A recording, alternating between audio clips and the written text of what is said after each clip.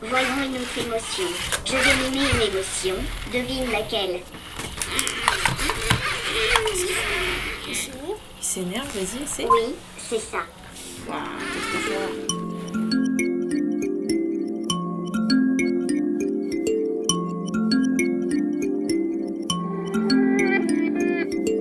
S'il y a bien un public qui peut bénéficier de robots dotés d'intelligence artificielle, ce sont les enfants atteints d'un trouble du spectre autistique. L'une des principales caractéristiques de l'autisme, ce sont des difficultés à communiquer qu'éprouvent les enfants et adolescents atteints de ce trouble-là avec d'autres individus humains. Et donc très logiquement, en supprimant cette composante humaine de l'interaction, donc en faisant interagir les enfants et adolescents avec des agents robotisés, équipés d'intelligence artificielle, alors on facilite grandement leur communication et les interactions. C'est ce qui a été observé avec ce que l'on appelle l'attention conjointe, soit la capacité à porter son attention sur le même objet que son interlocuteur. Les enfants autistes sont en effet plus attentifs quand c'est un robot qui leur montre un objet, plutôt qu'un être humain. On s'est quand même posé la question de savoir pourquoi. Alors, il y a plusieurs hypothèses. L'une des hypothèses, c'est que la machine, le robot, contrairement à l'humain, ne juge pas l'enfant ou l'adolescent qui s'exprime.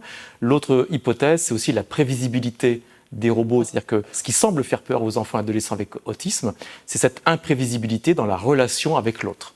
Chose que les robots n'offrent pas, parce que les robots sont parfaitement prévisibles. C'est là que l'intelligence artificielle entre en jeu. Elle permet certes aux robots de reconnaître leur interlocuteur et de s'adapter à leur environnement, mais aussi de programmer des situations d'interaction contrôlées et standardisées, laissant le moins de place possible à l'imprévu. Est-ce que je suis triste ou effrayée? Effrayé. Effrayé.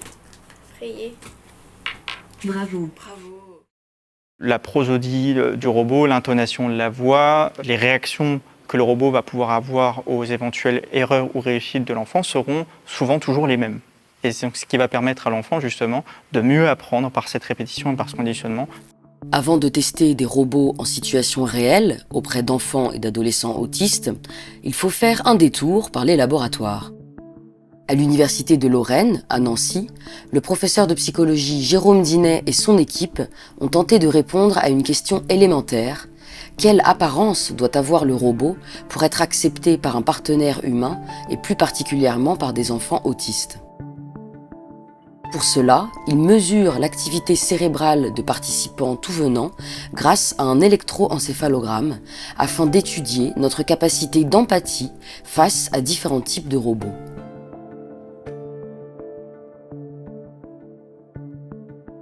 Ils utilisent aussi un oculomètre, un instrument permettant de suivre l'exploration visuelle que l'on fait d'une image et analysent ainsi la façon dont différents participants réagissent face à plusieurs types de robots. C'est d'ailleurs cet outil qui a permis de montrer que les enfants autistes n'hésitent pas à plonger leur regard dans celui du robot alors qu'ils ne le font pas avec un partenaire humain. Nos études confirment d'une part que l'apparence proche de l'humain humanoïde était une apparence qui semblait plaire, mais jusqu'à un certain point.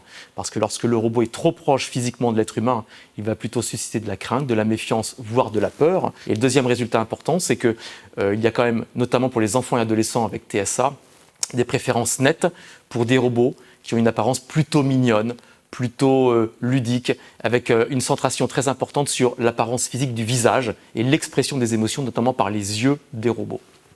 À quelques kilomètres de là, l'expérience de terrain menée auprès des enfants de l'association Jean-Baptiste Thierry, un centre pour personnes en situation de handicap, a pu s'appuyer sur ces recherches pour savoir quelles apparences de robots éviter et lesquelles privilégier. Le docteur en psychologie Armand Manoukian teste ainsi depuis 3 ans différents robots assistés d'intelligence artificielle auprès d'enfants et d'adolescents autistes âgés de 3 à 18 ans. Le but ? Utiliser les robots comme médiateurs entre les enfants et les éducateurs afin d'améliorer leur attention, leur compréhension des consignes et leurs compétences sociales. Un trouble du spectre autistique, c'est un trouble neurodéveloppemental qui se caractérise par 2 grandes familles de symptômes, les troubles de la communication sociale et les troubles des intérêts restreints. Et donc on parle de spectre parce que les symptômes peuvent varier en intensité et en nature. On ne peut pas utiliser un seul robot pour toute une variété de profils d'enfants autistes. Il y a un spectre de la robotique autant qu'il y a un spectre de l'autisme. Et donc on a choisi de sélectionner 3 robots aux caractéristiques techniques internes et externes assez différentes, d'un robot complètement humanoïde à un robot pas du tout humanoïde, de façon à pouvoir caractériser et spécifier les cas d'usage en fonction des profils d'enfants qu'on accompagne. Et le coude, il est. Et donc, il est où son coude à Nao? Il est là, ouais. Il en a 2, c'est vrai. Le robot Nao, c'est un robot doté de membres supérieurs et inférieurs. Avec ce robot-là, on va avoir la possibilité de travailler l'imitation de mouvements moteurs, le schéma corporel de l'enfant, et puis on va également travailler sur la compréhension de consignes et la compréhension de tâches à réaliser. Le deuxième robot qu'on voit juste à côté, c'est le robot Leica, qui est un robot très sensoriel, qui peut donc se mouvoir, se déplacer dans l'espace. C'est un robot qui va tourner, vibrer, faire de la lumière, etc. On interagit avec lui uniquement par le biais d'une tablette. Le robot à côté, c'est le robot Buddy. Il est tactile, on peut appuyer dessus. Et donc, avec ce robot, on va travailler l'expression des émotions, mais également la reconnaissance de cartes avec un QR code, donc la reconnaissance d'un lexique donné. Et donc, on travaille beaucoup, notamment la généralisation du langage, la compréhension des mots, etc. Tu le montres à Buddy? Bravo, c'est cheval. Super, t'es trop forte. Pour mesurer l'efficacité des robots en situation réelle, la doctorante en psychologie Marie Richalski observe et comptabilise certains comportements des enfants pendant les activités avec les robots. Les comportements qu'on veut observer, c'est notamment l'attention conjointe, donc le regard de l'enfant qui est dans la même direction que le regard de l'adulte, l'attention générale pour voir si l'enfant reste concentré dans sa tâche et réussit sa tâche. Il y a aussi le pointage, donc savoir si l'enfant pointe la bonne image, par exemple dans l'exercice. L'imitation motrice, donc savoir si l'enfant va imiter le robot ou par exemple l'adulte. Les comportements observés depuis maintenant 3 ans révèlent de très bons résultats. Les robots permettent une meilleure compréhension des consignes, une plus grande rapidité d'exécution des tâches et une meilleure imitation des mouvements moteurs, notamment le robot Nao. Ce qu'on observe de façon plus particulière, c'est que le robot Leica, a priori, correspondrait davantage aux enfants avec un trouble sévère et une déficience intellectuelle plus importante, parce que c'est un robot qui est plus sensoriel, qui a un répertoire d'action qui est plus limité, mais qui est aussi plus simple d'interaction avec les enfants. Nos travaux sont assez prometteurs, dans le sens où on arrive à démontrer que les enfants, non seulement développent ces compétences communicationnelles lorsqu'ils sont en présence du robot, mais qu'ils sont capables de transférer ces mêmes compétences lorsqu'ils sont en interaction avec d'autres êtres humains, avec leurs camarades dans la cour de l'école, avec leur famille au sein des domiciles.